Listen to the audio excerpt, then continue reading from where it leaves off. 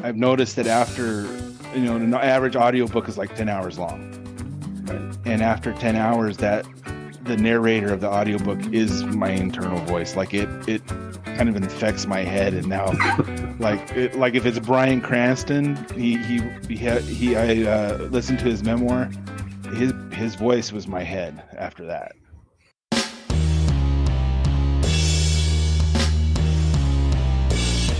If you would like to support the efforts and research we are doing here on this podcast, please go to podcast.discoveringyourmind.com and become a monthly supporter. We greatly appreciate your support. Thank you. Aphantasia is a condition characterized by an inability to visualize mental images in one's mind. If you have just discovered that you or someone you love has aphantasia, or if you're just fascinated by the subject in general and love learning more about it, you are in the right place. The Discovering Your Mind podcast delves into all aspects of the mind's eye, including aphantasia, hyperphantasia, and everything in between. Welcome to the Discovering Your Mind podcast, brought to you by shanesbraindomain.com.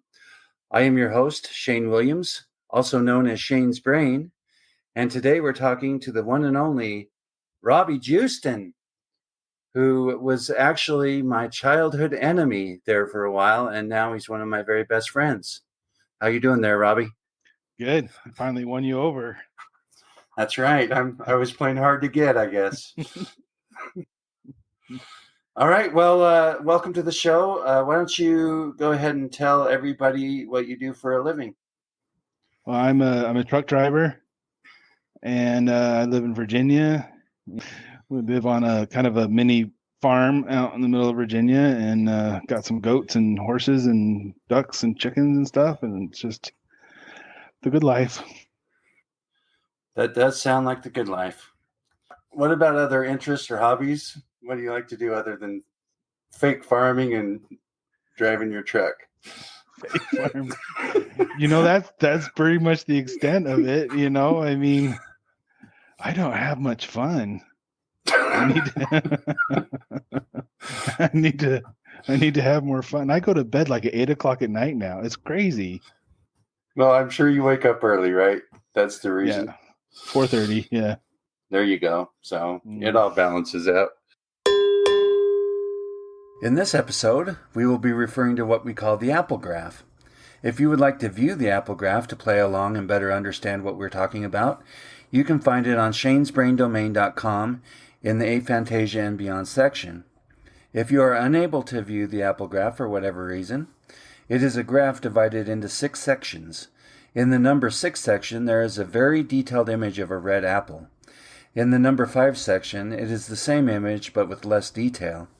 Number 4 is still in color but has less detail and more basic shapes instead of detailed hues and gradients. Number 3 is the less detailed apple but in gray tones without the color. Number 2 is a simple outline of the apple. And number 1 is blank, indicating no visualization whatsoever. This is called aphantasia. All right, the first thing I'd like you to do is imagine a red apple in your mind. Done. All right, and go ahead and take a look at that apple graph that I sent you and let me know which one of those best represents what you saw in your mind's eye. That would be number 6. Number 6, okay. So is that pretty close, or was yours like more realistic? Or no, it doesn't look like the apple I picture, but it looks the most like a real apple. Gotcha. Does that make sense? Because yes, I picture a real apple, and the other ones don't even look like a real apple. So yeah, that was the one. That's the one that represents my image the best. Gotcha. I know you know about aphantasia because we've talked about it before. When did you first learn about it? When you told me. I mean, learning from you, I still can't really comprehend what's going on in your head. Yeah, you're the first person that I ever realized it was like that. Okay. Next up, imagine a horse in your mind. Is it like looking at a picture or more of just a thought or something else? The actual horses. I have the fortune to have horses on my property, and that's who I'm looking at. Okay. The image of where they are right now. So I'm assuming it's in color. Mm-hmm. Yeah. One's brown and one's white. I got 2 horses. Sorry. Yeah, I know my instructions were 1 horse, but You can look at as many horses as you want. I don't care. in that case, there's a cow too. So So are the colors vibrant or muted? they're realistic. I would say that I'm not imagining a horse because I actually have a horse. I saw the horses 10 minutes ago. It's fresh in my head. Okay. Perhaps you were asking about a frog. I haven't seen a frog in a long time, and it might be different, the clarity of my image. Gotcha. But since I literally saw them 10 minutes ago, they're fresh in my head.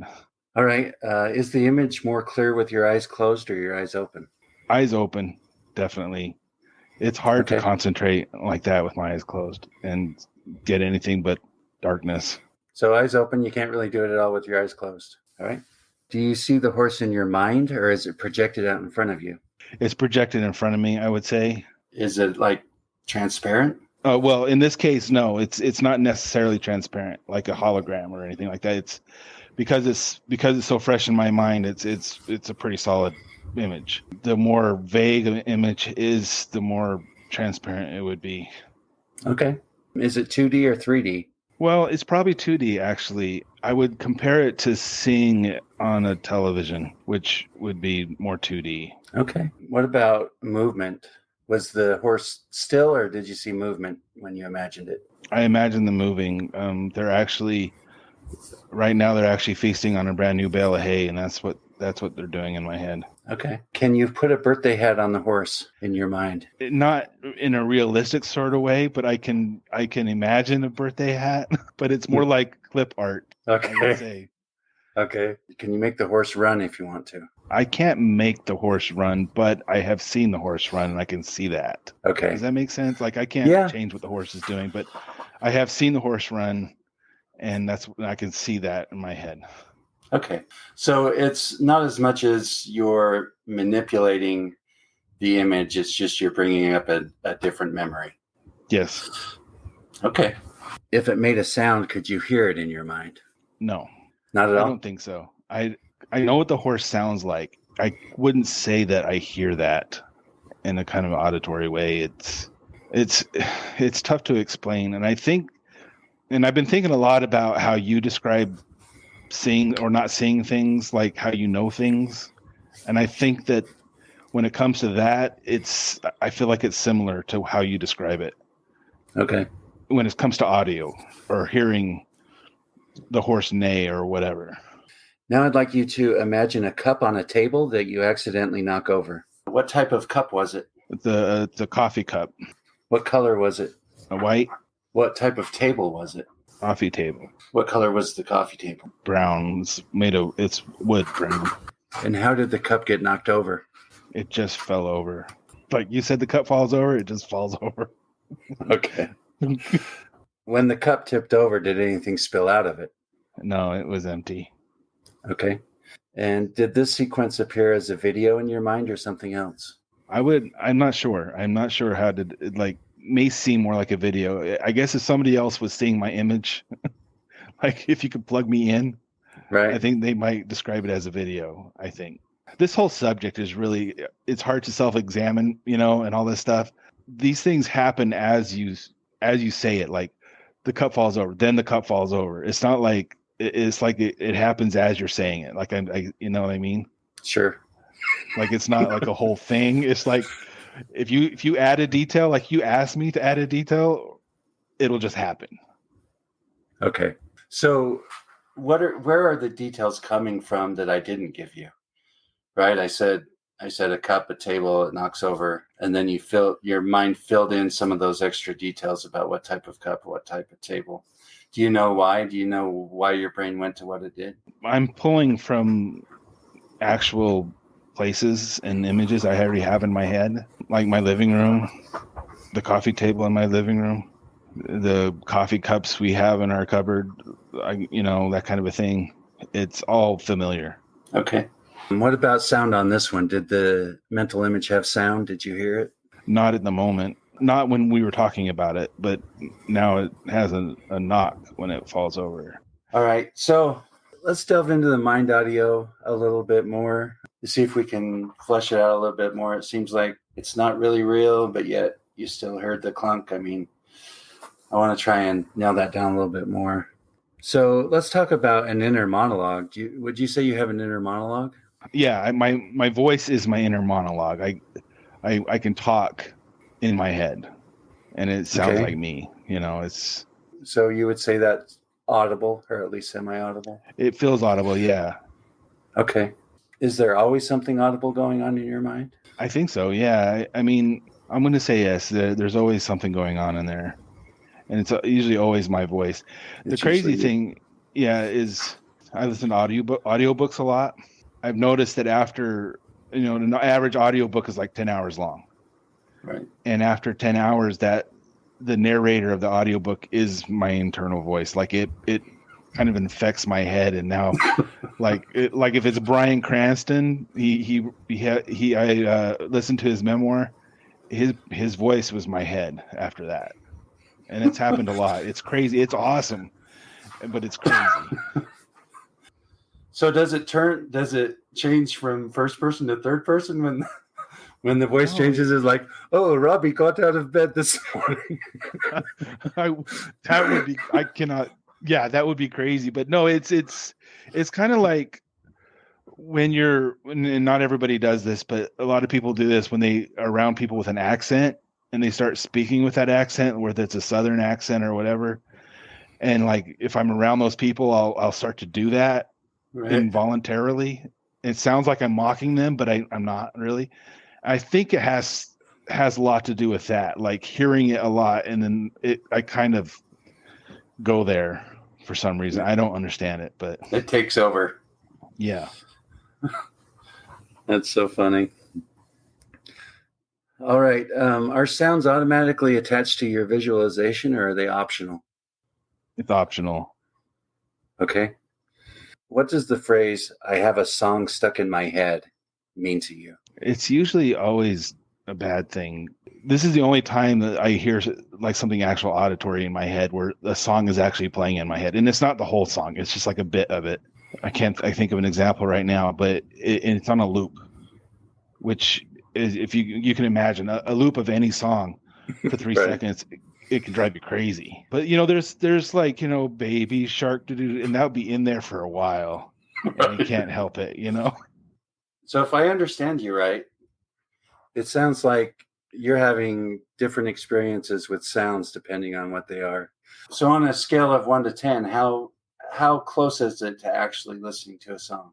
Those times where I get that clip of a song in my head, it's really realistic. Is that the only time it happens, is with music? Is there any other times where the sound comes in crystal clear like that?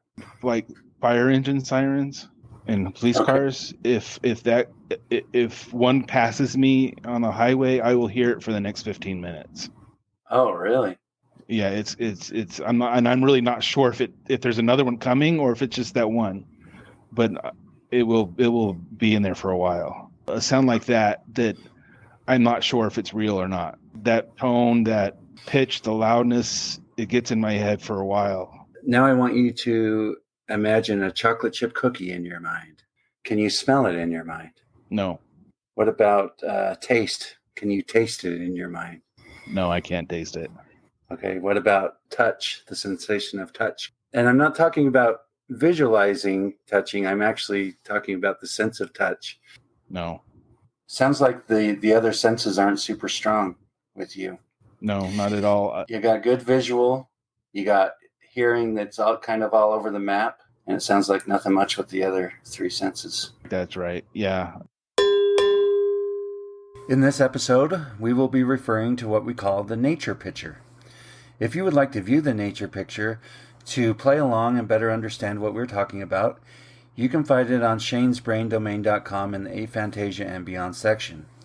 If you are unable to take a look at the nature picture, it is a picture of a grove of tall trees with the sun shining brightly through the trees. There is a blue camping chair next to a peaceful flowing river with a campfire nearby. All right, so now take a look at that nature picture that I sent you. Can you put yourself in that picture? Yes. Okay, can you see yourself there? Yeah, I can imagine myself there. I'm trying to Okay, put myself in that chair, but I don't feel like I would be in that chair. can you feel the sun on your skin? No, I don't think I can feel the sun. Can you hear the river? No, Can you smell the campfire? no. Can you sit in the chair if you really try? Yes, I can do it. I can do it if I really try. All right. So if you could just explain a little bit more to me how that was. Was it like you were projecting yourself into it? Was it more like you were actually there? Just describe how real was it and what it was like. My sense is that I was there, but from the same perspective as the camera angle. Like I could put myself there in the scene, but if I'm there, I'm standing wherever the camera was standing. Okay. So out of the five senses, which one would you say is most prominent or powerful in your mind? Visual. Spread laughter all around with funny and witty t-shirts from Shane's Brain. Check out fan favorites like Once in a Blue Moon, Tired of Laundry, and the Ramalama Ding Dong shirts, all on shanesbraindomain.com. In general, when you close your eyes, what do you see? I don't see anything. I just see the back of my eyelids. That's it. Okay. So because of that, would you say, well, I guess let me ask it this way. When your eyes are open, is there always something visual happening in your mind? Yes. Does that ever bother you? I mean, is closing your eyes kind of an escape from that, or am I off base there? No, I don't think so. I think closing my eyes, I feel like I'm not in the scene anymore. It can be frightening not to be able to see what you got when you have things going on around you. With my imagination and how I visualize things, there's a lot going on with my eyes open. And I can totally check out of whatever's going on and I'm staring right at you. I can zone out and be in a totally different place in my head. This is a problem I've always had with school, is because I zone out a lot, and I can look at you and make you believe that I'm listening to every word you say, even though I'm not. I'm doing something else. My mind's gone, and I don't remember what class I was in, but I was in a class and the teacher was doing their lecture, and they're doing that thing where they pace back and forth and they do their thing, and I was fixated on her. I know it was a her. I don't remember who it was. And I listened, and I was just watched for the entire lecture, except for I wasn't in the room. It became problematic when the lecture was finished because she sat down at her desk, which was in the front of the class. What was I doing? I was still staring at her until she looked up and saw me and said, "Robbie, do you need something?" And then I came back to where I was, and I was like, "Oh, I cannot explain what's happening to me right now." And I was target locked on her because she was talking, but I was not there. I don't know what I was imagining at the time, but I was far away. Okay. So it again reminds me of, a term we're all familiar with in our society, daydreaming, right? Mm-hmm. Yeah. And so it's interesting to think about how different all these little terms are to each of us because of our experience. That level of daydreaming where you're completely gone out of your reality and you are somewhere else. And I'm assuming it's extremely detailed and, feels like you're really there and all that. I can't relate to that. To me, daydreaming was always just more of what I do is really just kind of think of nothing, which is my next question. Can you think of nothing if you want to? No, because nothing is something. I mean, I can imagine looking at a blank screen, but I wouldn't say that I'm thinking of nothing, because even that is something. Okay. Like when you say think of nothing, like my only way to interpret that is by doing it from my own brain, which is an imagery. And so it doesn't really compute with me what that's like for you.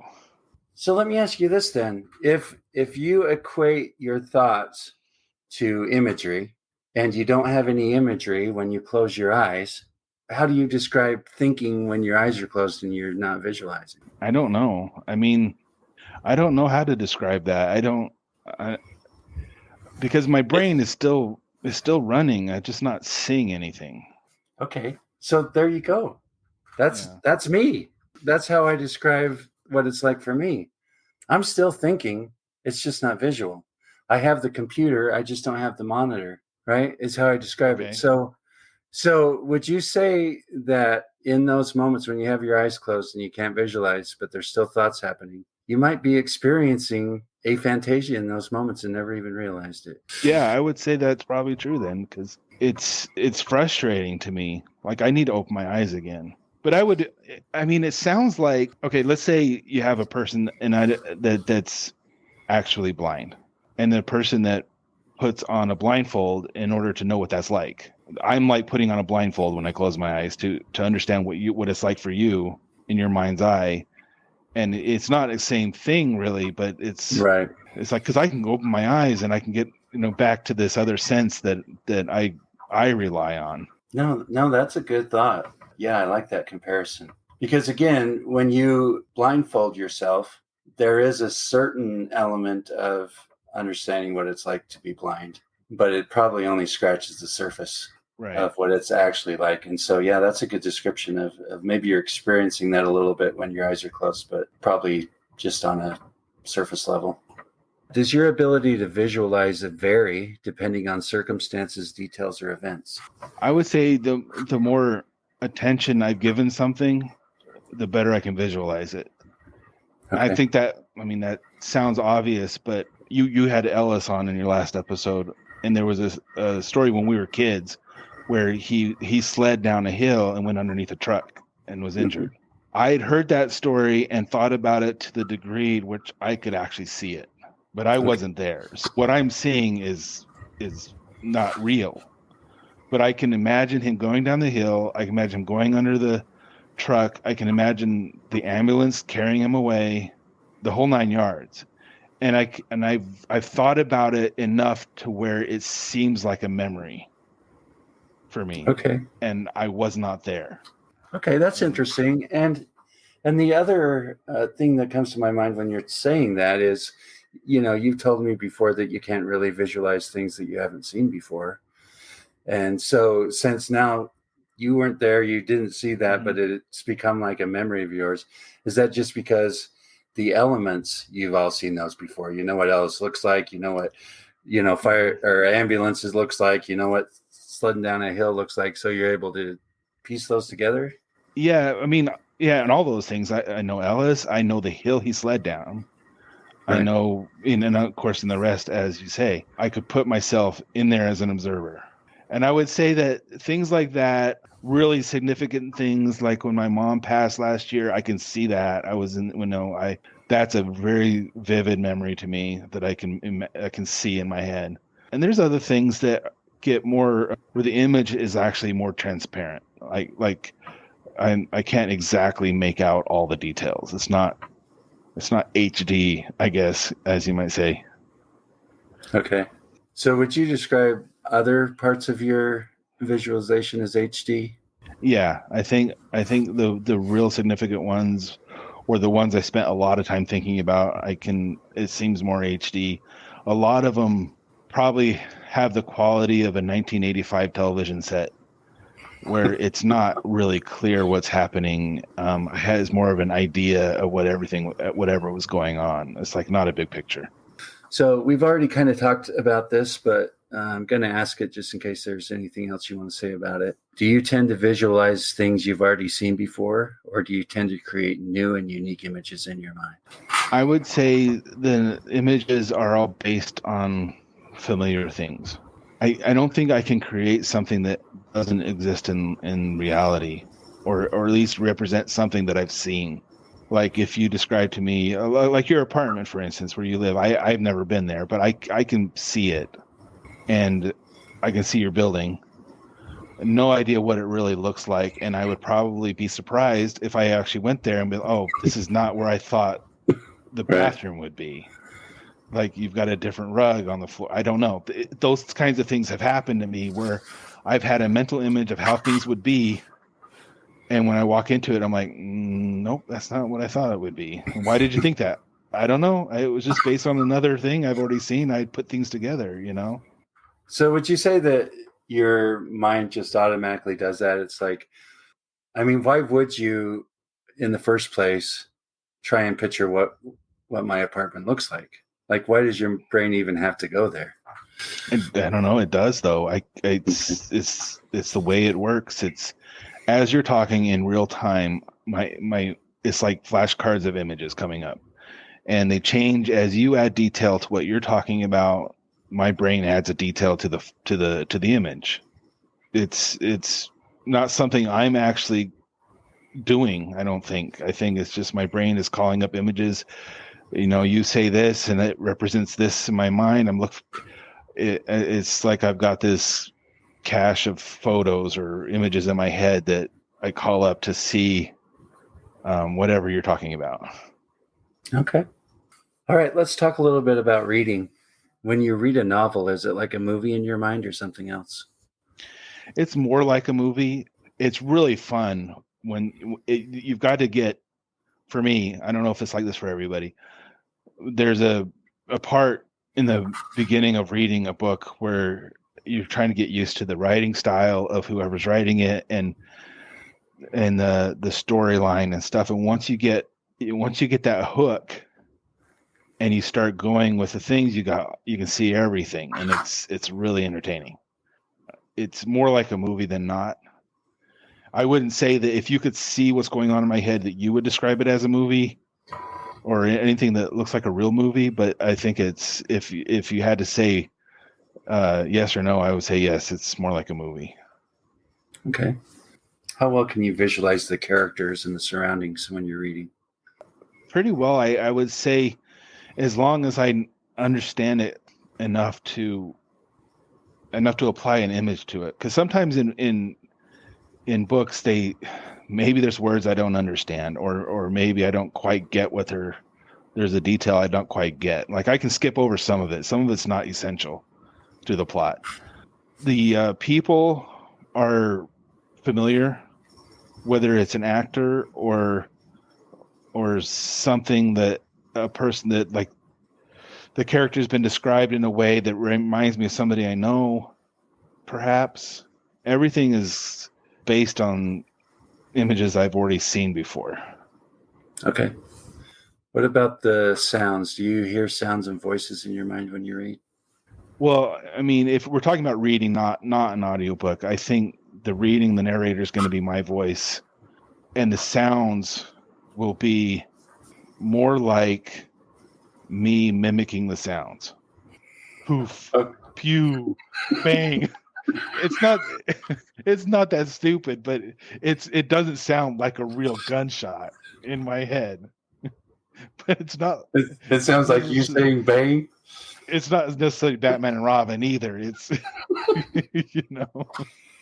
but it doesn't sound real in my head. It's more of a, I'm reading it. It said they punched the guy or fired a shot or dropped a plate or whatever. A lot of times that's just like, if I were to tell you what it sounded like without actually having a prop, say it went pow, like you're trying to talk to a mechanic. My car's making this sound, or whatever. Right.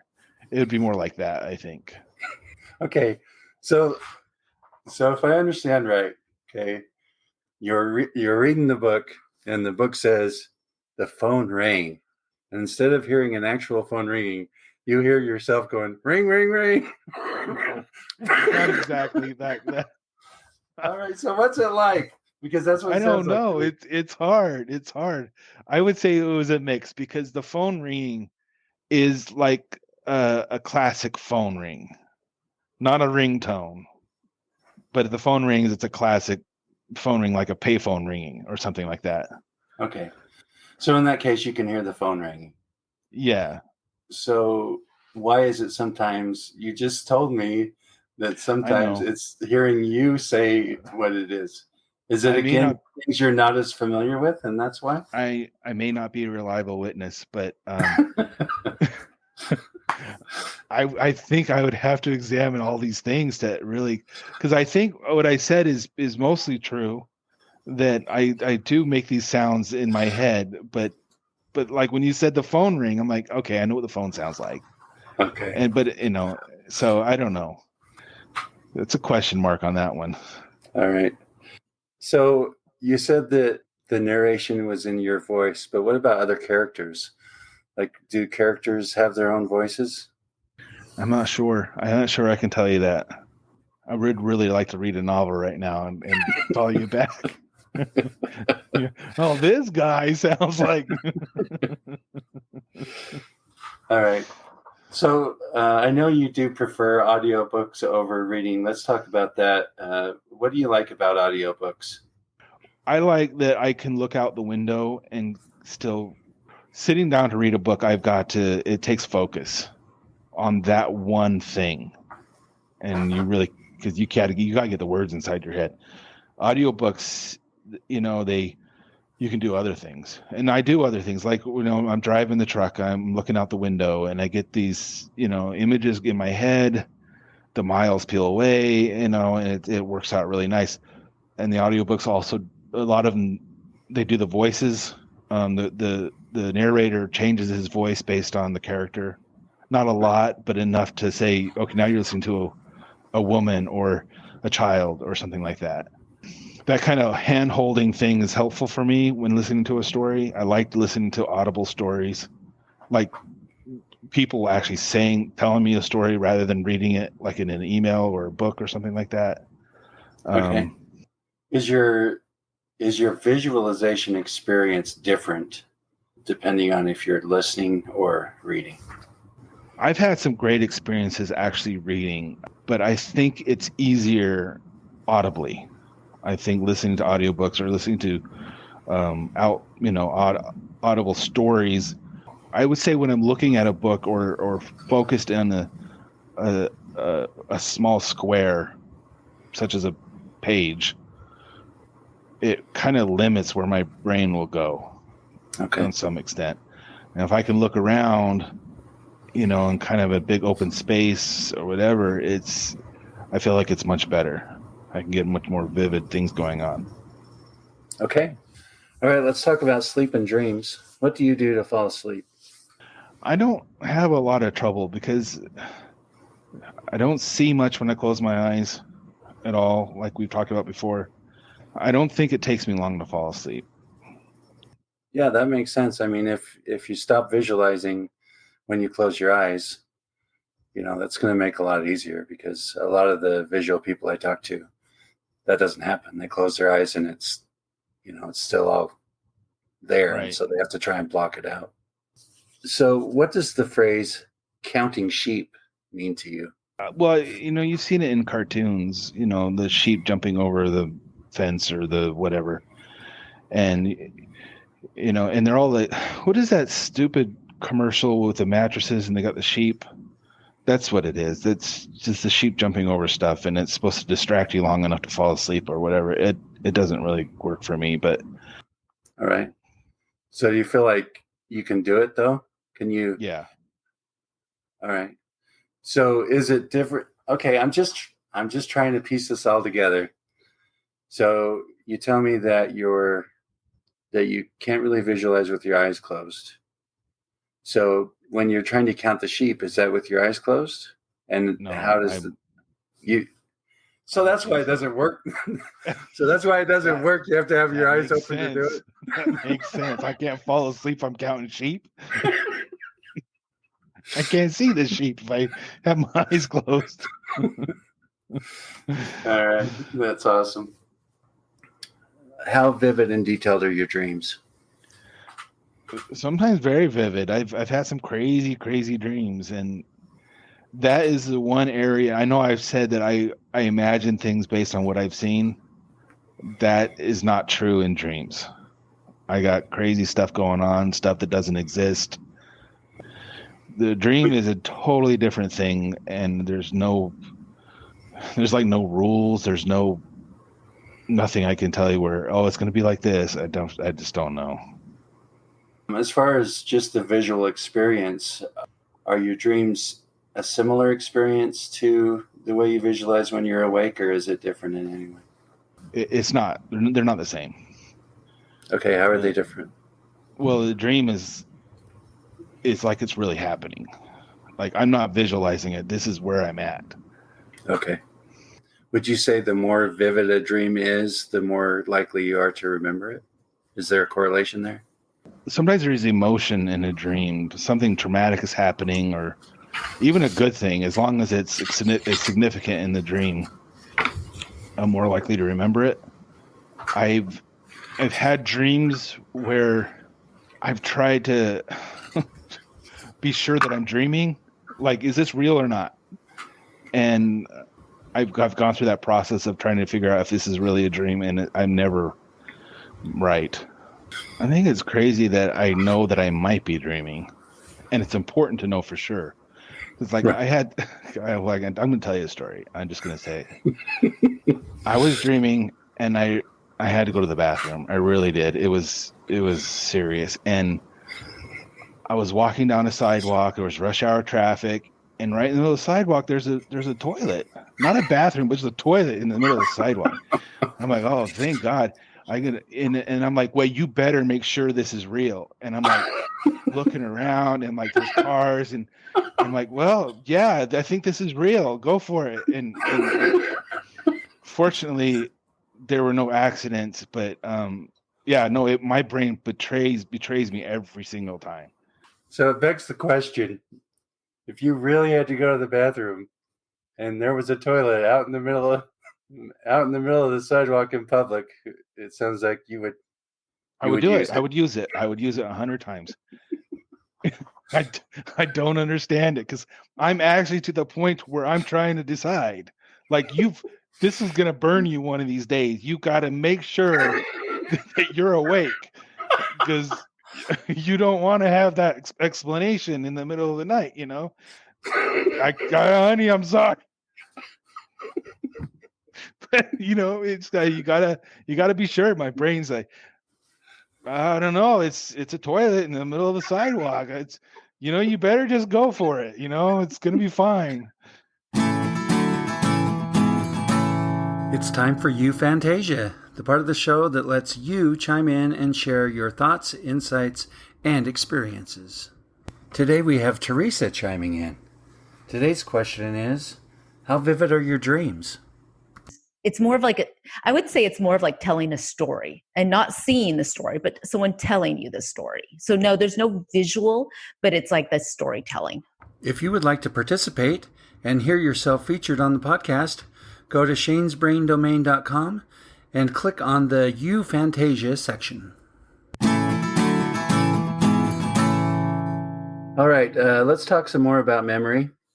If you want to recall a memory, can you see it in your mind? Yeah, I can see the events of the memory in my mind. Does it feel like you're experiencing it all over again, or just watching it? Just watching it. Is there any emotion attached to your memories? Sometimes, yeah. I guess depending on what it is. Do you experience your memories in first person, third person, or both? First person, I'm going to say, I guess if I'm actually a part of it, like I'm not just remembering seeing something happen, but I'm a part of what happened, I think it would be different. I don't know if that makes sense. I'm not really sure. So it sounds like mainly first person. To put a finer point on it, are there any memories where you see yourself in the memory? Like you're observing it, but you're actually seeing yourself in the memory? No, I don't think so. How would you describe how your mind stores information? I don't feel like I have a really effective storage system. I think I am inherently a really messy person. My stuff is everywhere, and I think my brain is kind of like that too. I'm one of those guys that keeps a lot of stuff because I might need this particular item at some time in the future, so it's in a box. I think my brain does that. The way I behave in life represents the way my brain works. So do you associate your mind with an area or a space? I would say it feels like a space. I wouldn't describe it as like a place where I go to look for stuff. That is happening sort of behind the scenes. Like, let's say I'm trying to remember somebody's name, somebody that I've seen on several occasions, but not enough to where their name is on the tip of my tongue. And I'm waiting for that to come up. And I don't know where it's coming from or how it's coming up, but I'm like, you're David or whatever. So I don't know how memories organize themselves or how they're found, but it's kind of like I'm waiting for them to kind of appear. Does your visualization affect the way you perform in your career? Yeah, I think so. I got a lot of maps in my head. There's a lot of remembering how things look, especially places that I have to revisit. Sometimes it gets confusing because I'll mix up the image, like I'll have the wrong image in my head, I guess. I'm driving a tractor trailer and there's a lot of blind spots. Like if I have to back up to a certain place, like a dock or whatever, I look at where I've got to go and I have to see that image to remember what was there when I can't see it. Oh, really? Yeah, like there's a lot of places that are pretty cut and dry. You just back up. There's whatever, but there's a lot of places that are crazy, and they've got fire hydrants in weird places, and people park their cars in bad places, and once that's out of sight and it's not even in the mirror, I've got to try to remember what was there and see it in my head. All right, is that pretty trustworthy? Can you rely on that pretty well?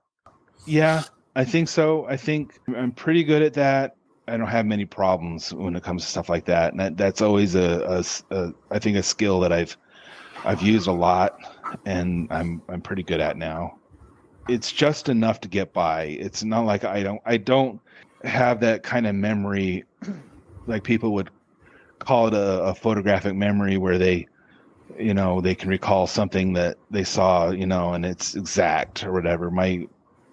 The problem I run into sometimes where distance gets kind of compressed and it's not as accurate, but when I have to go to a place and I have to remember how something looked at the moment when I can't see it anymore, it's enough to not cause me any problems.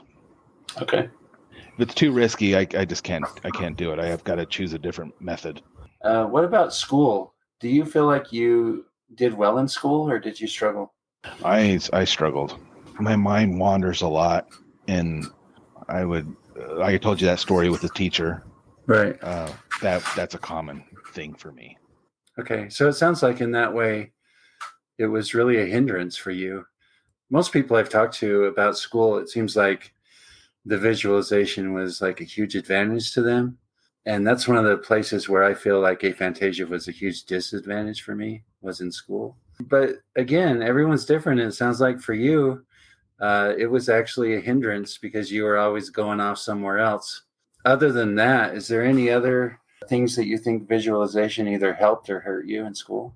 Well, I think as far as school goes, if I'm involved directly in what's happening, I do okay. Like hands-on kind of learning. The problem when it's a lecture, and what's going to happen is that if it goes on for more than a few minutes, you're going to say something that's going to spark a memory or an image in my head, and that's going to send me off into the cosmos. Okay. Like there's a departure. Like you mentioned a dog, and like, well, there's a dog. Here I go, or whatever. There's something in your story that's going to send me off in a different direction. Okay. And that happens a lot. But if we're sitting down and we're doing a hands-on thing, I'm much better at that. Okay, that makes a lot of sense. We've already talked about several of these phrases in our society and what they mean. This is kind of my new thing that I'm interested in. So I want to ask you 3 more and just see what these phrases mean to you in your life. So what does the phrase "go to your happy place" mean to you? Go to my happy place. I would interpret that as remembering a place where I was comfortable or a place that I'd rather be. I don't think it's effective. I don't think I do that. I mean, say, go to your happy place. Like, you go to your happy place. I just want to get out of this situation. I don't rely on that at all. But All right, perfect. What about this one? I need to gather my thoughts. I guess I would interpret that as like kind of a regroup. There's too much chaos in the moment, and I need to step back and sort this out and slow things down a little bit. That's how I would interpret that. If I were to say gather my thoughts, sometimes things get moving a little too fast for me, and and they're kind of out of control. I'm like, let's just step back. Let me just back up and just think this over without anybody breathing down my neck.